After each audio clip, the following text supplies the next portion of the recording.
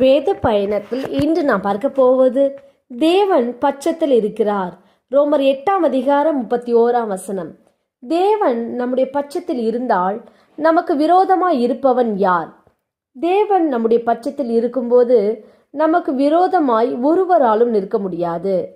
தேவன் யாருடைய பட்சத்தில் இருக்கிறார் என்று பார்ப்போம். கர்த்தரால் முன்குறிக்கப்பட்டவர்கள், அழைக்கப்பட்டவர்கள், நீதிமான்களாக்கப்பட்டவர்கள், மகிமைப்படுத்தப்பட்டவர்கள், இயேசுவின் சாயலுக்கு ஒப்பாயிருப்பவர்கள். ஆம், இப்படிப்பட்டவர்களின் பட்சத்தில்தான் தேவன் இருக்கிறதை பார்க்கிறோம். நீங்களும் கர்த்தரால் முன்குறிக்கப்பட்டு, அழைக்கப்பட்டு, நீதிமான்களாக்கப்பட்டு, மகிமைப்படுத்தப்பட்டு, இயேசுவின் சாயலுக்கு ஒப்பாய் இருக்கும்போது உங்கள் பட்சத்தில் தேவன் இருப்பார். உங்களுக்கு விரோதமாய் எழும்ப ஒருவராலும் முடியாது.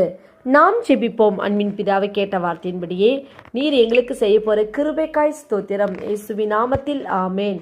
கர்த்தர் தாமே இந்த வார்த்தைகளை கொண்டு உங்களை ஆசீர்வதிப்பாராக. ஆமேன்.